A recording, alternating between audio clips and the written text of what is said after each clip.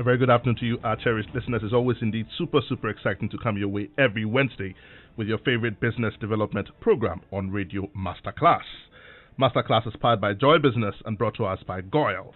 Goyle, they say good energy. Goyle, Yenara, Yedia.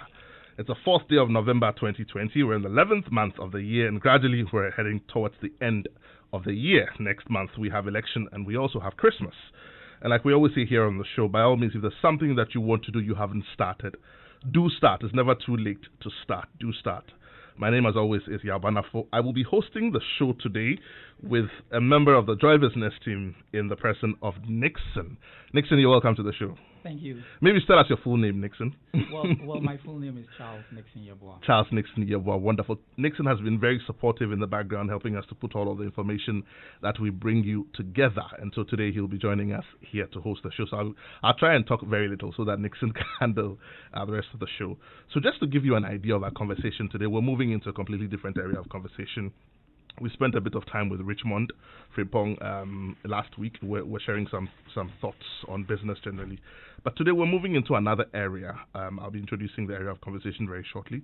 But just to give you a perspective, according to research carried out by John Owusu-Efriye of the University of Ghana, Department of Economics, the study that he did finds out that graduates who have aggressive traits are more likely to start a business than their counterparts who do not have aggressive traits. The study goes on to say that graduates who have had poor parental care during their childhood and do not socialize at home are more likely to start a business compared to their counterparts who have had excellent parental care at home. Interesting finding there.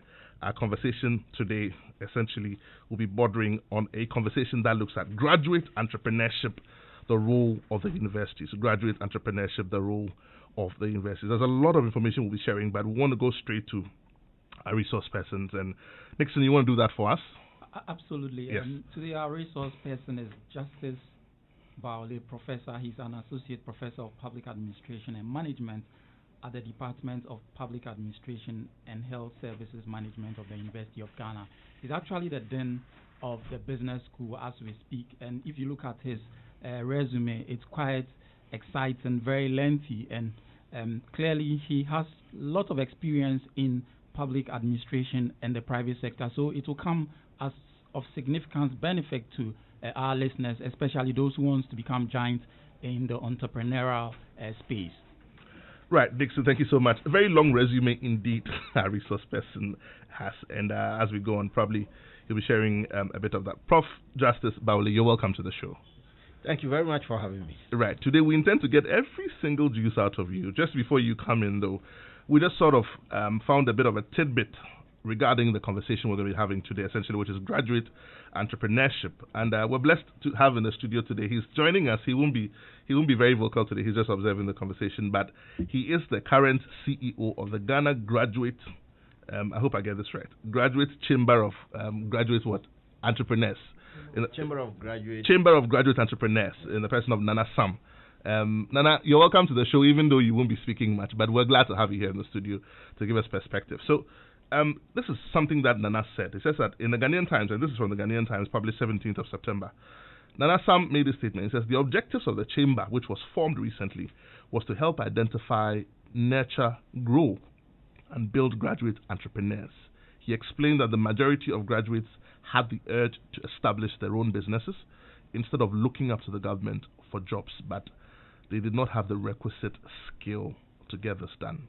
They did not have the requisite skill. Typically, what I would do before we start the conversation is to share a brainy quote on graduate entrepreneurship with you. But today I want you to help me. If you're listening, I'm putting the WhatsApp line out before we get interactive. The WhatsApp line is 055-1997.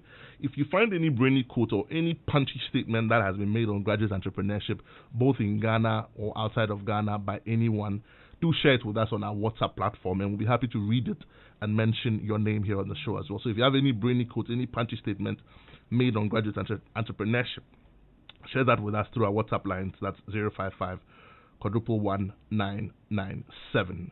There's so much information here, but I want to go straight to our conversation today.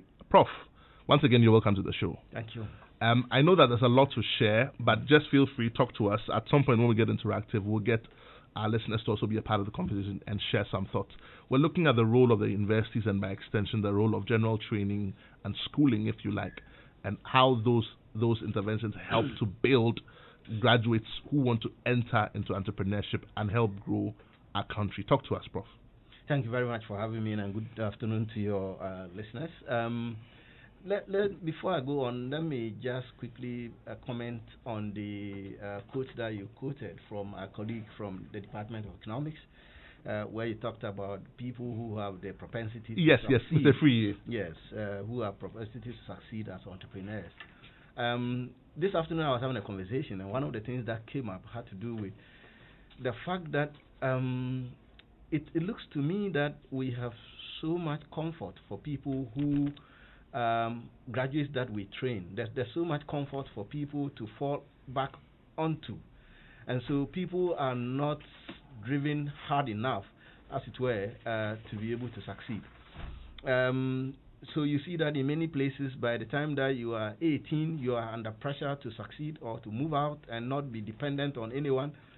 The Ghanaian, or if you like, the African collectivist mentality of it's us and our society, we have to care for each other, may be responsible for why a lot of graduates do not do well. And that's why the argument about the fact that for people who are coming from specific backgrounds, for example, homes where they are well taken care of, they have never suffered before, they have never been on the street to sell anything before, they haven't had to struggle to feed or to get the next meal.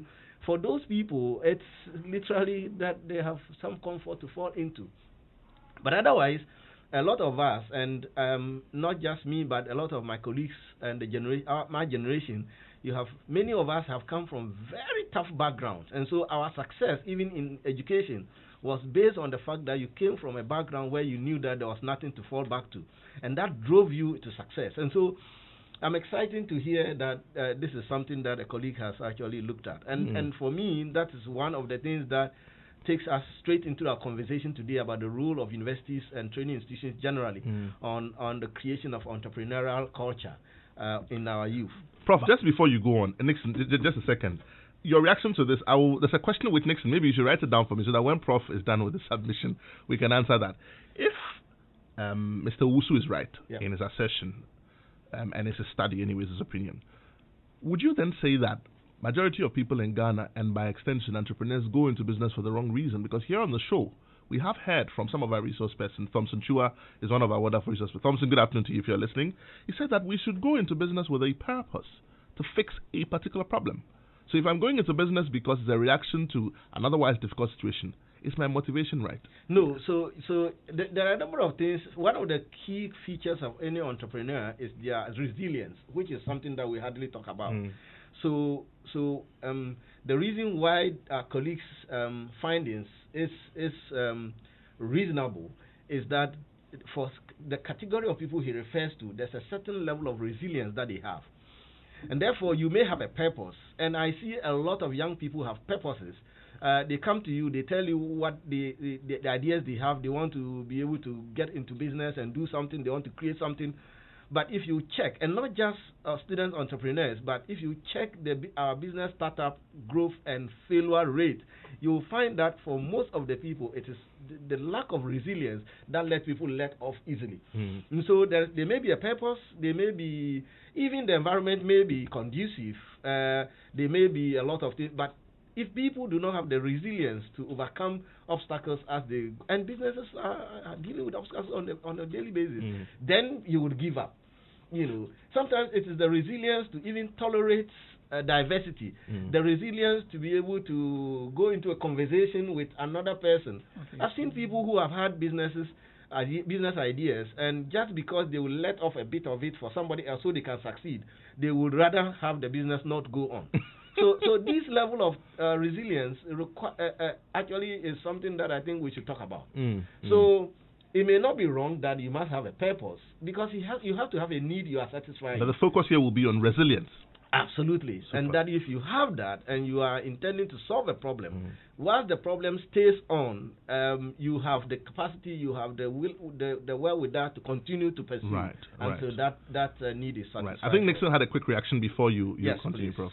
Well, Prof, clearly from experience, I mean, when we go to school, the focus is to get a certificate and come out and look for white-collar jobs. But exactly what role has the university played in nurturing some of these talents from our students on campus? I'm also saying this because in the past we were seeing the career guidance and counseling very effective at the university, but it looks like now it's missing in action. So what exactly is the university doing in this regard? So, Prof, in answering that question, maybe flow into your presentation. Right. Then when we get interactive proper, we can ask all the questions. I think this way it's better. It's sort of teasing out the presentation. Yeah, well, this way it's better because Okay. what it is that as you go on, there may be a lot of people who have questions out there, and so the questions that you give, the universities are largely, and here I talk about the kind of universities that we have in Ghana. We are not entrepreneurial universities. There's now a class of universities that are called entrepreneurial universities. Okay. Universities in Ghana and Africa and many of them across the world are largely liberal arts universities or universities that are into the sciences. Lately, we have had universities that have been polytechnic universities, and that you can find in Europe and in the Scandinavia, where you have polytechnic universities, where their focus is largely on having students on hands-on capabilities.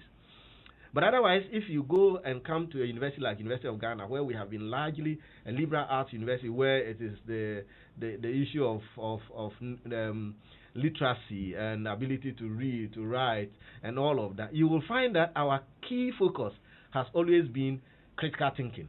Absolutely. So we are looking at philosophy, we are looking at critical thinking, we are looking at all of those things that are theoretical. And the reason is that theory is so important for practice. But Prof, not to cut you. Yes. There are people who dropped out of school, but they've become successful in terms of preparing a business or growing a business. Yes. You could talk of many of them in this country. Shouldn't we look at shifting the idea from classroom and marrying the two, both classroom and also look at the aspect of getting them to become more entrepreneurs? Yes, so that realization has actually caught up with us. And if you are within the university space and you haven't realized this, then you are many years behind. And as I say, the original liberal arts education was not useless, because then people finished and got jobs. So what it was is that you were training somebody who was going to go out there and be a manager, a secretary, whatever. Within the space of increasing population, it's become very difficult for anybody to go out there and walk into a job like it used to be. And that is why this argument must then be looked at very seriously. So should the universities move away immediately from being theory-driven to practice-driven? No, I don't think so. I think that universities should still be able to. Why? Because for example, to make a computer, it has to be science-based. There is a theory behind it. You must understand that. To be able to build a house that is not crooked, it has to be science-based. So the theory is still important. Being able to explain things is really important. One of the critical things that I always talk about when we complain about university education is about our ability to ensure that when circumstances change, people can change. Now, if I train somebody today just because I want them to be able to fit into only a particular circumstance, when circumstances change, and I use the example of a mobile phone. If you were trained to use a YAM phone, and now we have Android or whatever other phone, there's no way that you are going to be able to immediately switch. But if I train you on the capability of how to be critical and to manipulate things, then you are able to perform when circumstances change. So that is the reason why it is not ideal for universities to move away into only hands-on and technical education. And that's why we have technical institutions. But I hear this conversation, and I think that that's why it's caught up with all of us, that we need to have an ecosystem that do not only develop the the liberal arts component of education, but also create an environment where students have their culture tended out to be such that they can go out there and be functional. So what role will universities play in that? So I receive students from, and the business school, we take the best, the brightest in Ghana. Okay. Once I get those students, I begin to find out what their interest areas are and what have you. Now, what we have decided to do is to look at what curriculum we give to the students, what kind of training we give to the students. And in these courses that we teach the students, we try to ensure that we have theory, but also some practice and the opportunity for students to try their hands on the practical realities of the theory that we teach. So over time, we are gradually shifting away from being a theory delivering institution to a combination of providing theory but also providing students opportunity to see the real world situation and how it looks like, and how they can go out there and be useful. But Prof, I asked this question because if you marry the two, yes, having the skills and academia, it puts you at a better perspective or an advantage to be able to create that kind of enterprise that will become a conglomerate in the future. So usually I am careful to do the linear discussions. If you do A, B, and C, it would lead you to this. And I think that a lot of our problems have always been as a result of that. If you do A, B, and C, this should be the outcome. Okay. And therefore, you will see students say, well, I come to the university, I want to study accounting because I want to go out there and be an accountant. Okay. I've seen people who have trained as accountants, they finish, they are chartered, they have refused to practice accounting, they are doing IT. So what it means then is that the variety of skill sets we give you must be such that you can, if your interests change, you still should be able to survive within this environment. So in the University of Ghana Business School, for example, we are not only revising our curriculum to include entrepreneurship, which you have spoken about, to ensure that students get to understand, for example, what you need to create a business, what you need to be successful as a businessman, what skill sets, what capabilities you require, what practical steps you must take to be able to register and run a business, how do you ensure that the value chain in which you operate, you get to understand it, and all of that. So we try to now provide students with those kind of skill sets. And we're moving this forward into creating units. So I'm developing, and I want to thank Mr. Nesapia, one of our former students, who is giving us money. We're developing an innovation and incubation that's hub. Good news. Yes. And what this hub seeks to do is to say that, look, you may have a brilliant transcript, but we need you to be able to go into this hub and to come out with a business idea and get support from not only your faculty but also successful entrepreneurs in putting you into a culture that allows you to be able to grow this idea for it to be a business. We are going beyond this to just say that, look, if you are a marketing student, for example, and you have a marketing idea, we are not just interested in you being an individual and solo marketing student, but we want to see if you have other collaborators from other disciplines to ensure that you can work with a team, because there's no way you are going to be a solo businessman. You should be able to work with a team. Even the attitude of working with people and being able to debate your idea and get your idea accepted, it's a skill set you must acquire. So that's what universities are doing. At the business school, we're trying to do this, and not just that, to ensure that we can get investors, people who believe in entrepreneurship, to invest in startups. And there are a lot of people and institutions within this space that we are hoping will support us in this direction. Okay.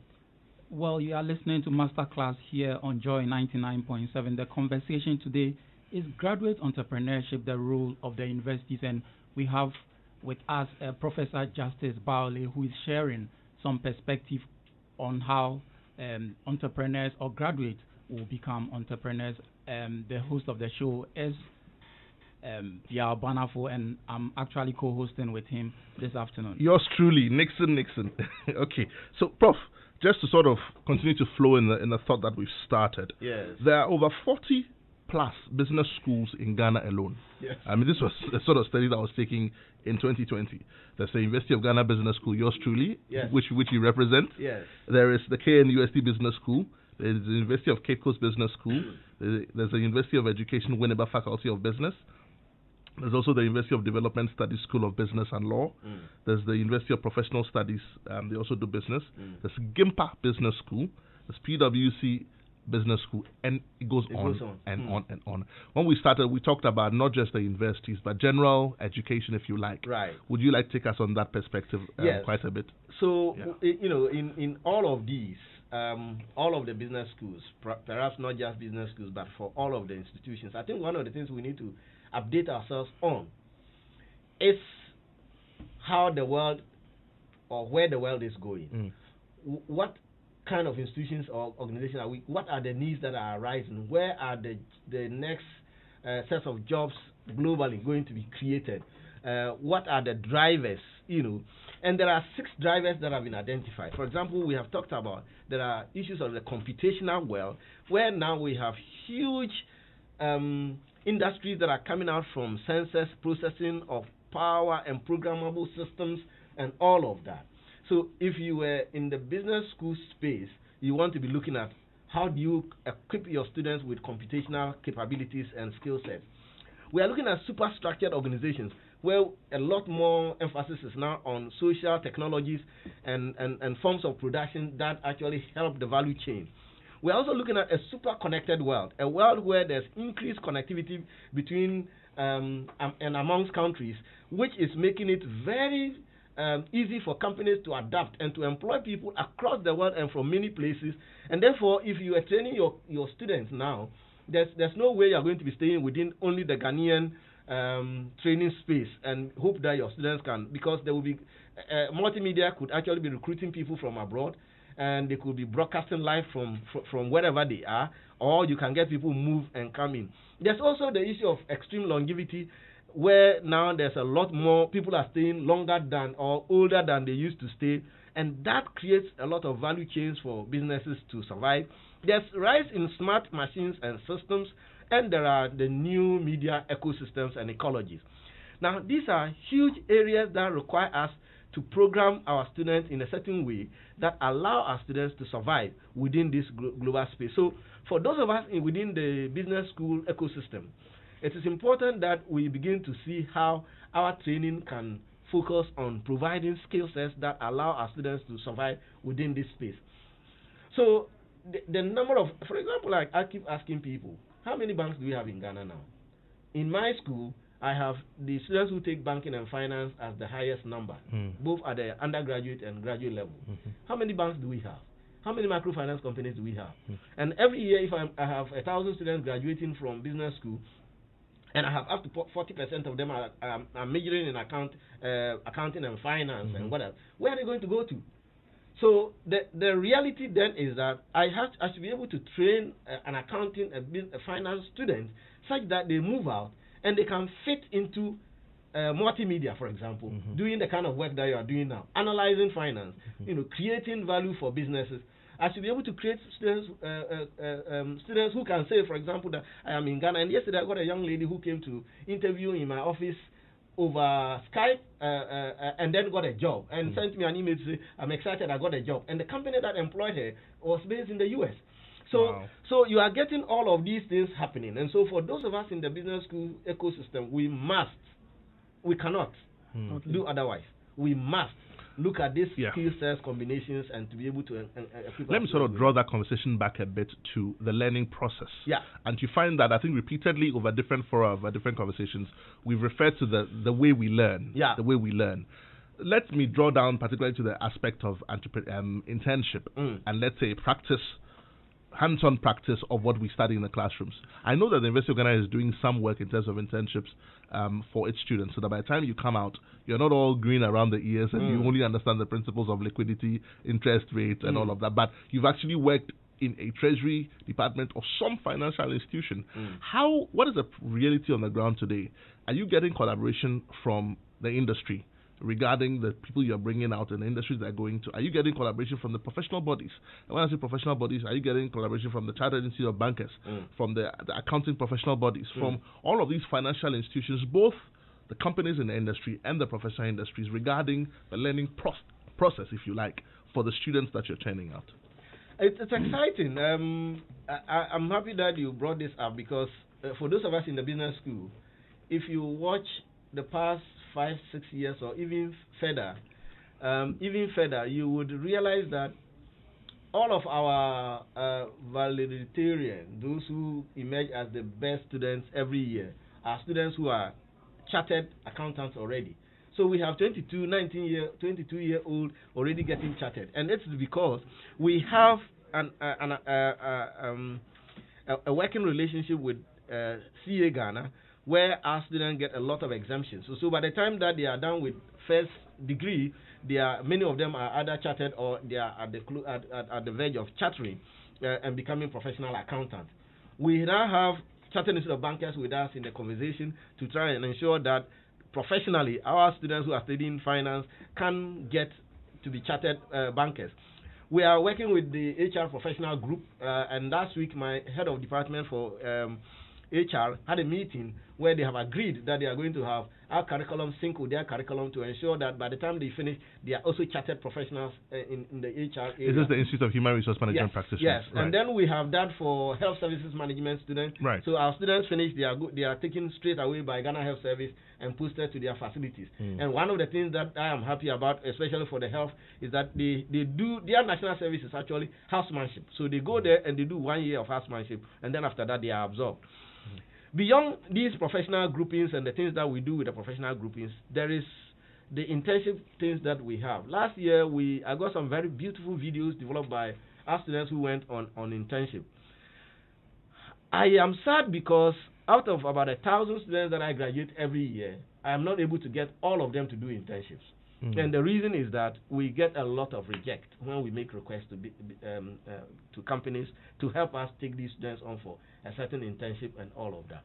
The other problem we have had is that a lot of these young people are not in Accra. Many of them are coming from the districts. And so sometimes they go to the district. It's difficult for them to find something in the districts to do. So during holidays, when you expect that they'll be productively engaged, they are back home and probably helping their parents, which is a good thing. But that's also the area that we have. It's not helping the career specifically. Exactly. But largely now we have set up a unit called the Student and Mentoring Services Unit.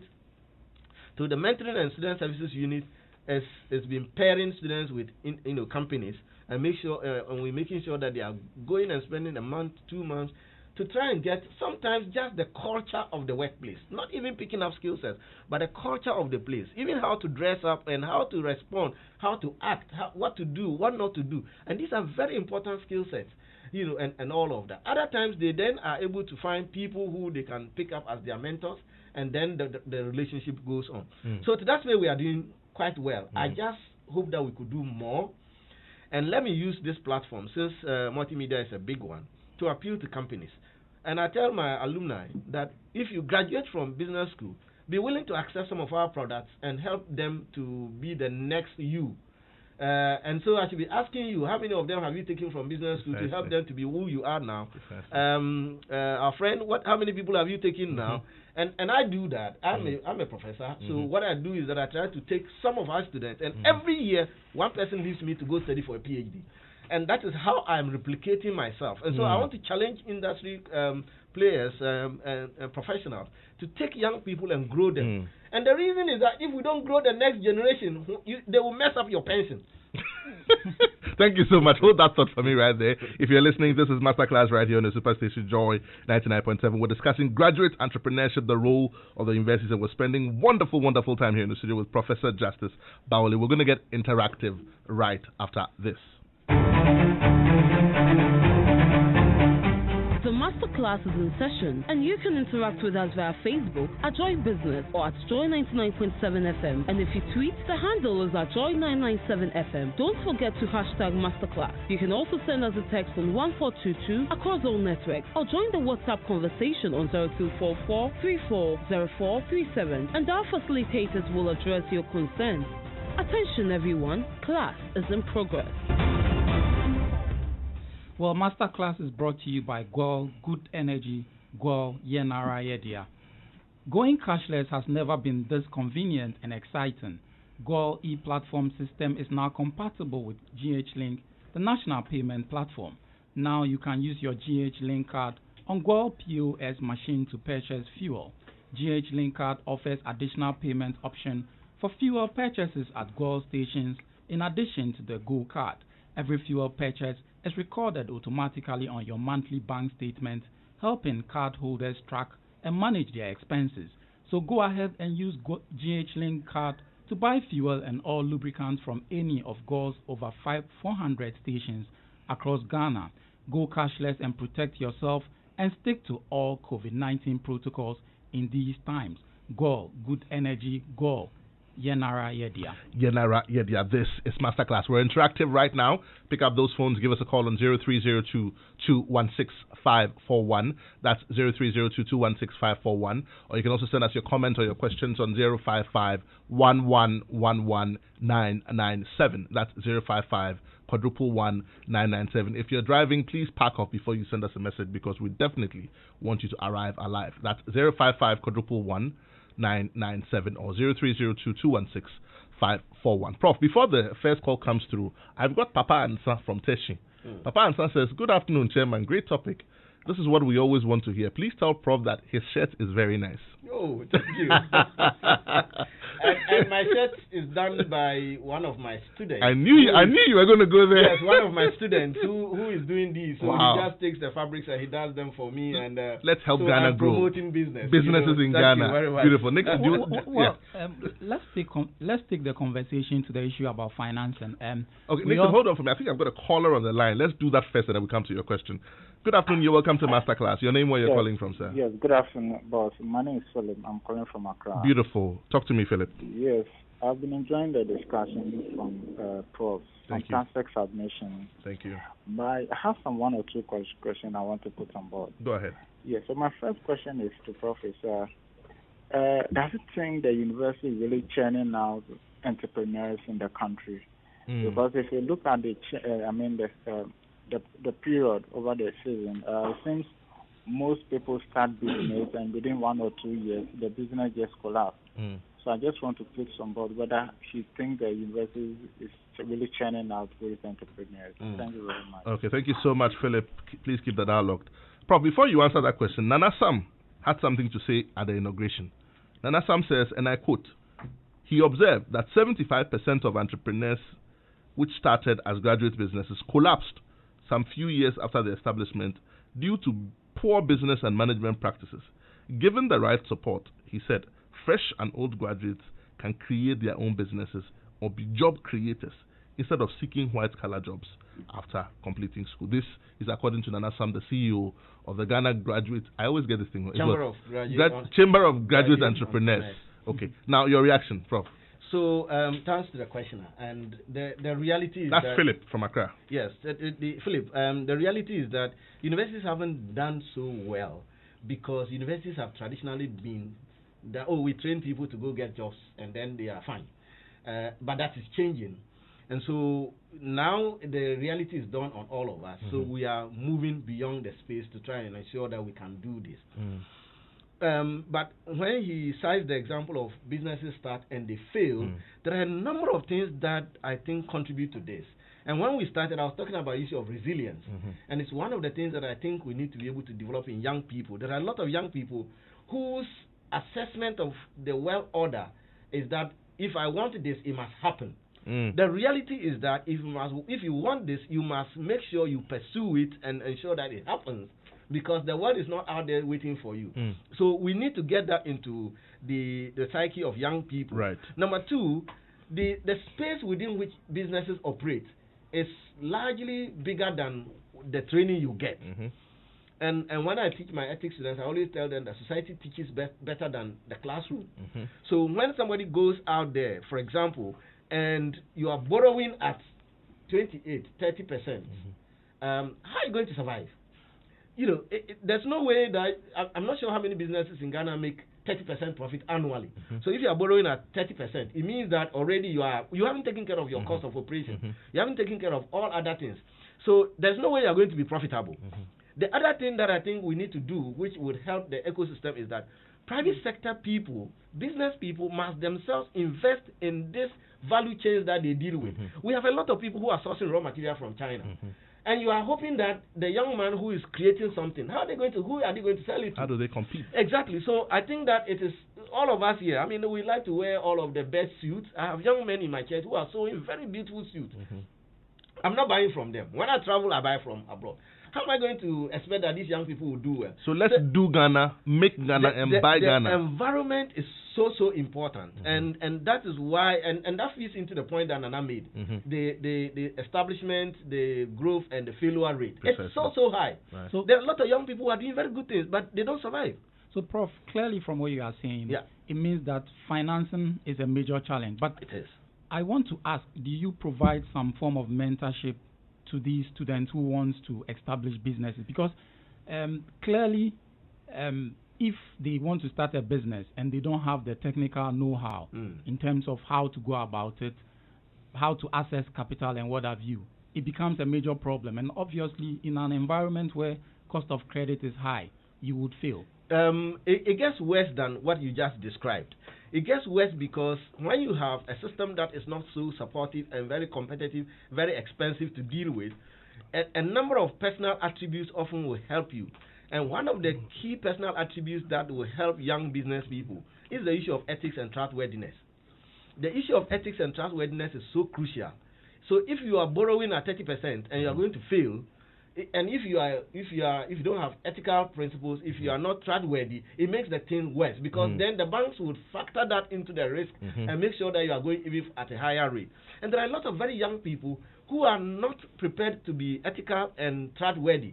They say one thing, you don't have a conversation, a 2-minute conversation, and they will say several things which are very contradictory.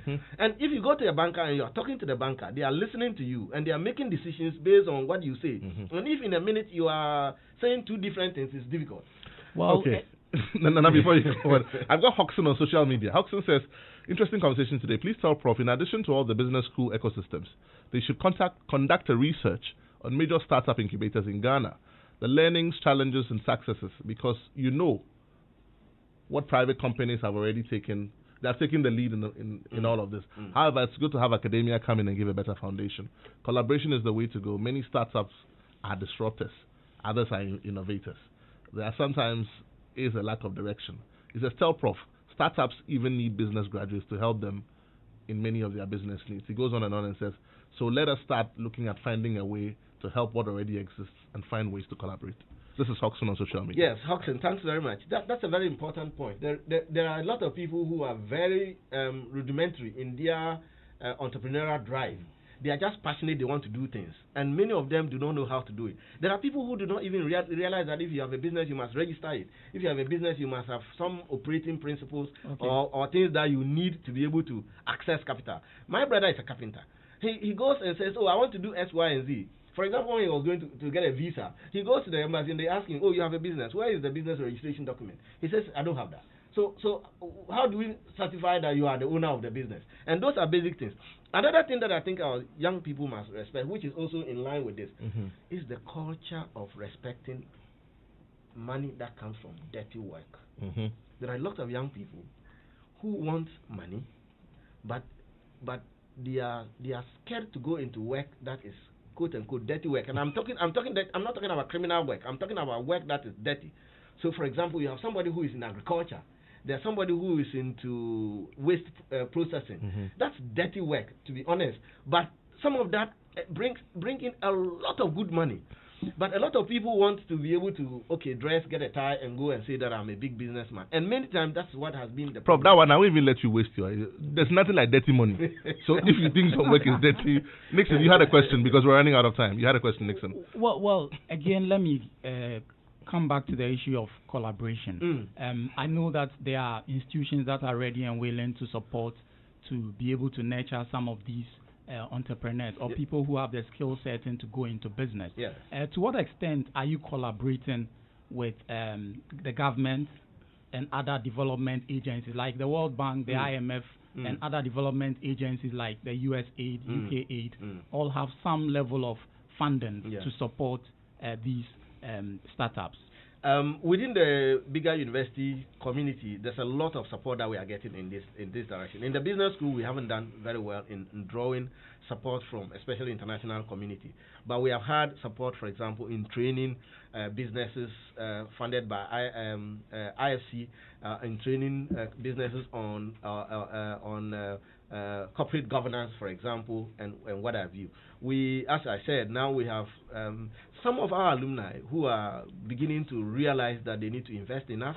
And so, for example, I have a brand new computer lab that has been established by one of our alumnus, try to help us to be able to get students to do hands-on things, including playing games along with simulations, and that will help students to be able to mimic real-life world situations. Okay. We also have, as I said, our Innovation and Incubation Center, which is, as I talk now, work is going on to make sure that we get that done. What we are seeking to do now is to make our entrepreneurship and our internship thing compulsory. So, whereas we haven't done so well in these partnerships, I want to use this platform to appeal to industry, and we are going to go out very aggressively to try and ask businesses to take our students on. The good thing for me, that's the way to yes, go. The good thing for me is that every organization that I enter, I have in Ghana virtually 20-30%, in some cases 60% of the staff are from my school, especially the business-oriented ones. So everywhere I go, I can find my alumni. So I'm going to start going out and chasing them and making sure that if they don't accept them, I give them trouble. And I'll begin to start withdrawing the certificates of people, literally, if they don't help us. Prof, in 30 seconds, you've got a comment from Joe from Agona Swedro. Yes. Joe says, please, Prof, kindly talk to us about family and friends. They are the first doors of our breakthroughs. So 30 seconds. Yeah, so it's very important to have people who support you and who encourage you. So family and friends are very good. And so I always tell young people, I have students come to me and say, oh, I'm doing this business, I want to give you a gift. I say, I don't accept gifts. I want to buy, I want to pay for it so that I can grow your business. So I'll tell a friend from Swedru that tell all your friends that if you have business, they should patronize it, they should buy, they should invest in your business. They should support. One of the things that we usually do not do well at, especially young people, is savings culture. And so you can, for example, borrow money from your friends at no interest to be able to start your business. But as I said, your ethics and trustworthiness will mean that the next time you go, they will give you. When you borrow, pay. Don't tell stories. Yeah. That is the word. But Prof, the truth of the matter is it's always prudent for someone who wants to start a business to borrow from family and friends than to go to the bank to start a business. Because when the business fails, then you incur debt. You have to service those debts. Yeah, but you see, a problem. Yeah, but you see, Nixon, your agreement with the person who lends to you, it's not that if my business succeeds, I will pay you. If I have borrowed 10,000 from you, I will pay you 10,000. But that one, you borrow with maybe a marginal interest. No, I'm not talking about friends and family. I'm talking about friends and family. But there are friends who have taken money from friends and will not even show up again. They won't pick your call. But and if you are like that, there's no way a bank is going to... But because you do not have what it takes for a bank to actually give you credit. The person you know, the only thing you have as a young man is your own credibility, and your friends Nixon, are the best people for me. So much to share. Prof, what's our takeout for today? 30 seconds. So what I would say is that young people, I mean, for us in the university, we are trying to be able to give a lot more. And one of the things that I tell my students who are listening to me is that, look, spend time beyond the lecture hall to do other things that would make you better. Spend time to attend, seminar series, sessions, and all of that. Be prepared to go do internships. Spend your time reading something. I sat on an interview and people were asking, have you read a book in the last 5 years? No young man has read a book in the last 5 years. How do you learn something new? So let's get that. We are going to be opening up our doors now for our students to come, but for the take out, to be able to create good entrepreneurship culture, this is what I give to the people. Well, you are listening to Masterclass on your superstation, Joy 99.7. Masterclass is brought to you by Gol Good Energy, Gol Yenara Yedia. You've been listening to Professor Justin Bawole of the University of Ghana Business School, and the conversation has been the graduate entrepreneurship, the role of the universities. We've spoken about the role the universities are playing in terms of trying to help nurture these young graduates who have entrepreneurial skills. We've also been discussing the issue about financing and collaboration between academia and industries, as well as government and other developmental agencies.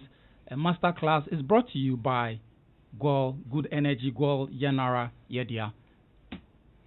Right, thank you so much for listening. I anchored the show today with Nixon Yeboah. We come your way again same time next week. We continue our conversation on graduate entrepreneurship. By all means, do make a date. Up next, we continue with The Ignition with Sammy Forson. Until we come your way again same time next week, do keep your dialogue dear, and thank you for listening.